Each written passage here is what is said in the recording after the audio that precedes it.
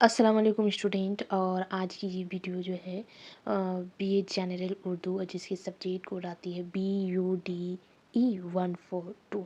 इससे पहले मैं मीरा मन दहलवी की नस्र निगारी और उसकी दास्तान गुंजे खोबी के ऊपर मैं वीडियो अपलोड की हूँ।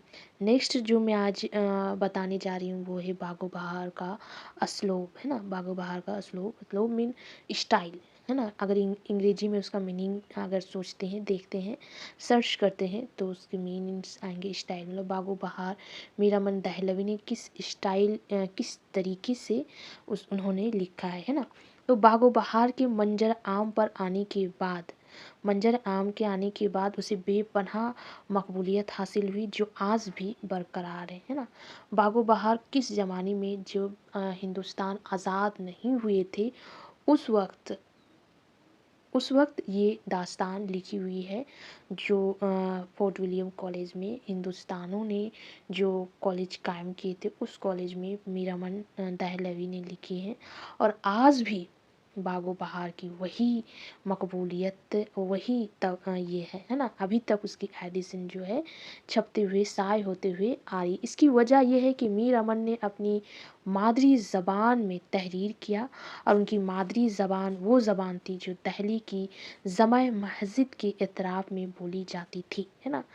सबकी मादरी, किसी की भी मादरी ज़बान अगर उस ज़बान में अगर किसी को कुछ कहने के लिए या लिखने के लिए बोला जाए तो वो काफ़ी सुंदर और काफ़ी खूबसूरत अंदाज में लिख पाते हैं। किसी का भी अभी का ये है कि मुझे अगर अपनी मादरी ज़बान में अगर कोई बताने की कोशिश बोले कि आप अपनी मादरी ज़बान जो घर का लैंग्वेज है जो घर में बोलते हैं उस लैंग्वेज में डिफ़ाइन करो किसी चीज़ को, तो मैं उसको बहुत ही अच्छी तरीके से डिफ़ाइन कर पाऊँगी। लेकिन अगर किसी और लैंग्वेज में उसी चीज़ को मुझे डिफ़ाइन करने के लिए दिया जाए तो शायद उतनी उसके अंदर खूबसूरती नहीं होगी जितनी कि एक मादरी ज़बान में होती है ना। तो सच ये है कि दहली और उसके एतराफ़ में बोली जाने वाली ज़बान ही असल उर्दू थी, है ना। उस वक्त जो उर्दू की पैदाइश हुई थी तो दहली की जो जमा मस्जिद में बोली जाती थी और वही असल में वही ज़बान जो है वो उर्दू थी। और उस वक्त हिंदुस्तान पर आहिस्ता आहिस्ता काबिज़ होने वाली कौम यानी अंग्रेज़ मरकज़ की उस ज़बान को सीखना चाहते थे। वो वही ज़बान जो उर्दू है, उर्दू नाम से आज हम लोग जानते हैं, उस वक्त राइज थी और हिंदुस्तान में भी बोली जाती थी और अंग्रेज़ जो है उसी ज़बान को सीखना चाहते थे। उसके लिए उन्होंने कलकत्ता में फोर्ट विलियम कॉलेज कायम किया, है ना। उस ज़बान को सीखने के लिए उसकी पूरी ये को जानने के लिए उन्होंने ये कॉलेज कायम किया जहाँ अहले ज़बान को महज इसलिए रखा गया कि वो अंग्रेज़ों के लिए हिंदुस्तान में मकबूल किताबों को बज़बान हिंदवी और अंदाज़ हिंदवी उसी अंदाज़ से लिखे जिनसे अंग्रेज़ ना सिर्फ़ ज़बान सीख सकें बल्कि यहाँ की तहज़ीब व माशरत से भी वाकिफ़ हो जाए। इसीलिए मीर अमन को हुक्म मिला था, है ना। अंग्रेज़ों का ये था कि उन्होंने ये कॉलेज जो है कायम किए थे। उनका एक ही मकसद था कि उस वक्त हिंदुस्तान में जो ज़बान बोली जाती थी जो कि उर्दू थी उस ज़बान को सीखना और वहाँ की जो समाज की जो हालात थी, वहाँ की जो तहज़ीब थी, वहाँ की जो रस्म थी, रस्म रवाज जो वहाँ के लोग करते थे, उन सारी चीज़ों को उन लोगों अंग्रेज को जानना था, है ना।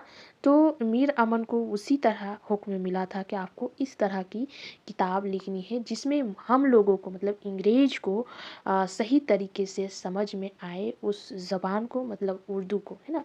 इस किस्से को ढीठ हिंदुस्तानी गुफ्तगू में जो उर्दू के लोग हिंदू मुसलमान औरत मर्द लड़के बाले खास व आम आपस में बोलते चलते हैं तर्जुमा करो موافق حکم حضور کے میں نے بھی اس محاورے سے لکھنا شروع کیا جیسے کوئی باتیں کرتا ہے۔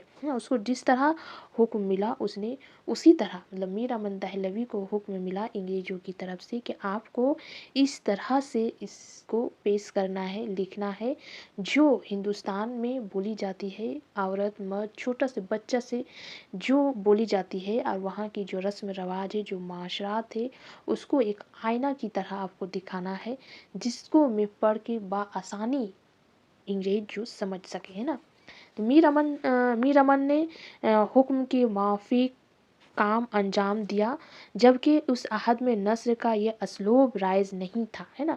اس اسٹائل میں لکھنے کا جو اسٹائل جو ہے، اسلوبن اسٹائل، جس اسٹائل میں میر امن دہلوی نے لکھا باغ و بہار کو، اس زمانے میں اس اسٹائل کا لکھنے کا رواج نہیں تھا۔ ابتدائی دور ہونے کے سبب نثر پر فارسیت غالب تھی، ہے نا۔ اس زمانے میں فارسی کا لینگویج زیادہ ملتے تھے، جس کا مثال نو طرز مرثیہ کی شکل میں نظر آتی ہے، لیکن باغ و بہار ایک ضرورت کے تحت لکھی گئی، اس لیے اس میں دانستہ طور پر سیلسس اور سادہ زبان کا استعمال کیا گیا۔ باغ و بہار میں وضع تالیف یوں بیان کی گئی ہے نا۔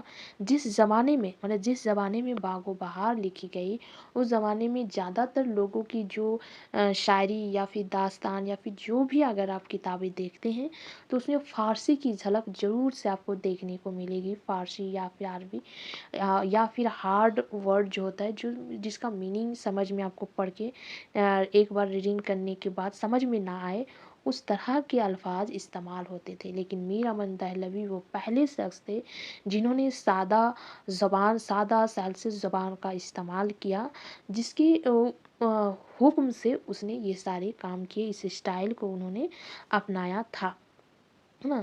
باغ و بہار کے وضع تالیف میں یہ بیان ہے کہ صاحبان ذہ شان کو شوق ہوا کہ اردو زبان سے واقف ہو کر ہندوستانیوں سے گفت و شنود کرے اور ملکی کام کو بآگاہی تمام انجام دے۔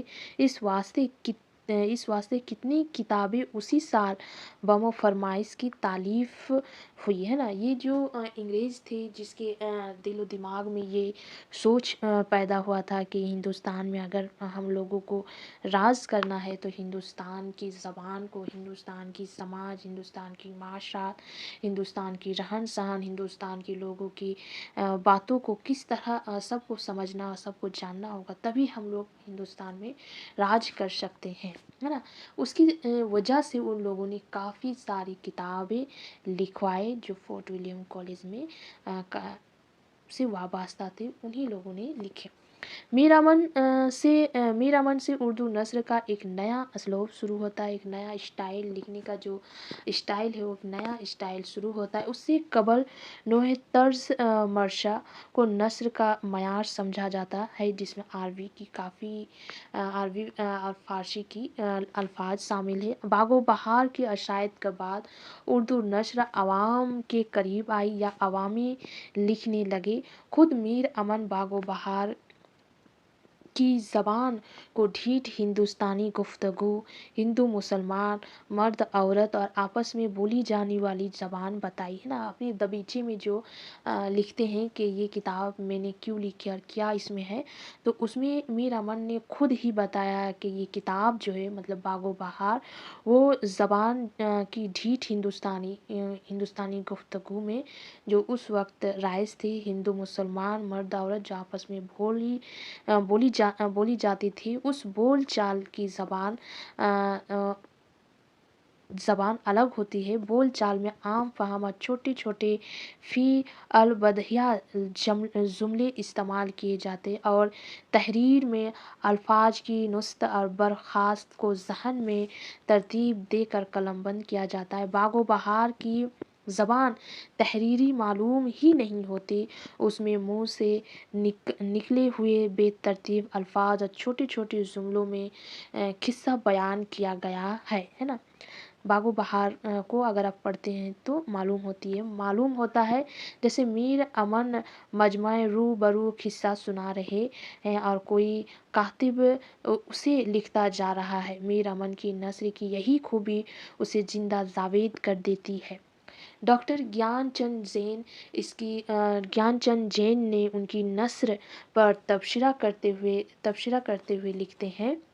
उन्होंने अपनी किताब ज्ञानचंद जैन लिखते हैं कि उन्होंने अपनी किताब आसान और बामहोरा ज़बान में इस उस वक्त लिखी जबकि फ़ारसी और अरबी अल्फाज की शिद्दत, कायफा प्यामी, रंगीन बयानी ही को काबिलियत का मयार समझा जाता है। मतलब जिस वक्त बागो बहार मीरामन दहलवी ने लिखे उस वक्त फ़ारसी और अरबी का अल्फाज इस्तेमाल करना ही एक आला माना जाता था, लेकिन उन्होंने उन सारे अल्फाज को छोड़कर उसने सिर्फ एक सादा और आम ज़बान जो हिंदुस्तान में उस वक्त बोली जाती थी उस ज़बान में उन्होंने बागो बहार को लिखा, है ना। स्लेस निगार को कम इल्म जानकर कोई खातिर में ना लाता था। मीर अमन ने क्या क्या रोज़मर्रा और माहौरे की जो नज़र फ़रेब है उसको ये करके बागो बहार उनकी चंद किताबों में से है जिनकी ज़बान और तर्ज बयान उनकी नफ्स मज़मून से भी ज़्यादा अहम है। ये एक असलूब की नुमाइंदा है, हालांकि उसकी कोई तक़लीद ना कर सका, फिर भी बागो बहार की बाग पर हमेशा बहार रही है और रहेगी। ये ज्ञानचंद जैन का कहना है ना। मीर अमन ने उर्दू जो है उर्दू को एक नया असलूब नस्र दिया। उन्होंने तहरीर की ज़बान को तहरीर की शक्ल में, है ना, तहरीर की शक्ल अता की। मतलब तकरीर में जो बोली जाती है उसी ज़बान को उन्होंने लिखा। उनके पास आवाम व ख़वास में बोली जाने वाली ज़बान के अल्फाज का बहुत बड़ा ज़ख़ीरा था। उन्होंने बहुत से ऐसे अल्फाज बागो बहार में इस्तेमाल किए जो दहली और उसके आसपास बोले जाते होंगे लेकिन किसी किताब में मौजूद नहीं है। आज भी बहुत से लोग बोल चाल में बाज ऐसे लफ्ज़ इस्तेमाल करते हैं जिनकी कोई किताबी संत नहीं मिलती, है ना। आप लोग देखे होंगे अभी भी ऐसे ऐसे अल्फाज इस्तेमाल होते हैं लेकिन सिर्फ उसका मीनिंग आप ही को पता है और किसी डिक्शनरी में आपको ढूंढ के नहीं मिलने वाला है। मीर अमन की पूरी कोशिश रही कि आवाम के बीच मस्तामिल ज़बान और माहौरे ही बागो बहार की बयान में बयान किए जाए। वो खुद लिखते हैं कि मैंने भी उसी माहौरे से लिखना शुरू किया जिसे कोई बातें करता है। मीर अमन का यही अंदाज उनकी खुसूसियत बन गई, है ना। यह असलूब उनके नाम से पहचाना जाने लगा। इंतहाई दर्जा की सादगी, अवामियत कभी कभी आमियानापन पर आ जाती है और उस फन पारे की अदबियत पर असर अंदाज होती है। लेकिन मीर अमन सादगी, सलासत और रोज़मर्रा के इस्तेमाल के साथ साथ बागो बहार की अदबियत को भी कायम रखते हैं। वो फ़ारसी अल्फाज, तराकीब, तस्बीहात और इस्तिआरात का भी इस्तेमाल करते लेकिन उस अंदाज से कि वो उनके महज असलूब को ज़ेर बार ना करे। उनका असलूब कहीं भी फसाने अजायब के असलूब से मेल खाता हुआ दिखाई नहीं देता है ना। यही मीर अमन की अनफरादियत है। वो अपनी अनफरादियत की इब्तदा आखिर बरकरार रखती हैं। अनफरादियत मतलब ऐसी खसूसियात जो बाकी जो लिखने वाले हैं उन सब से मीर अमन को अलग एक पहचान रखती है ना। फसाना अजाब जो है बागो बहार के जवाब में लिखे हैं लेकिन कहीं भी उसकी जो स्टाइल बागो बहार की जो स्टाइल है वो फसाने अजायब के असलूब से मेल नहीं खाती है। मीर अमन का किस्सा कहीं से भी पढ़ लीजिए उनके असलूब کی سادگی اور سلاست ہر جگہ یکساں نظر آتی ہے۔ ان کی زبان کی لطافت اور علاوت پڑھنے والے کے دل کو چھوتی چلی جاتی ہے۔ میر امن کے بیان میں اس قدر روانی ہے کہ کہیں رکاوٹ محسوس نہیں ہوتی ہے، قصہ خود بخود آگے بڑھتا چلا جاتا ہے۔ میر امن کو ہر طبقہ کی زبان اور لہجہ سے اچھی واقفیت تھی۔ وہ کردار کے لحاظ سے زبان کا استعمال کرتے تھے۔ عورتوں اور مردوں کی گفتگو کا انداز ہر جگہ مختلف نظر آتا ہے۔ باغ و بہار میں جگہ جگہ محاورے اور کہاوتیں نظر آتی ہے۔ بہت سے ایسے الفاظ بھی ہیں جو اب متحرک ہو چکے ہیں، بقول ان کے کہ دہلی کے رہنے والے ہیں اور ان کی زبان ڈھیٹ دہلی کی زبان ہے، کیونکہ میر امن دہلوی جو ہے وہ دہلی کے رہنے والے تھے، جس وجہ سے اس کی جو اپنی جو مادری زبان ہے وہ دہلی کی ڈھیٹ زبان تھی، اور وہیں سے انہوں نے اس کی زبان کو لکھے ہیں۔ میر امن دہلوی نے کولکاتہ میں بیٹھ کے یہ داستان لکھے ہیں، لیکن دہلی کی جو معاشرت ہے وہ باغ و بہار میں نظر آتی ہے، اور اتنی اچھی طریقے سے نظر آتی ہے کہ کہیں سے بھی پڑھ کے نہیں معلوم ہوتی ہے کہ یہ جو داستان ہے وہ کولکاتہ میں بیٹھ کے لکھی گئی ہے نا۔ تو یہ جو ہے باغ و بہار کے اسلوب ہے۔ اس کے بعد فسانہ عجائب کا اسلوب اس کی نیکسٹ ویڈیو میں اپلوڈ کرنے کی کوشش کروں گی، اور جلد اپلوڈ کرنے کی کوشش کروں گی۔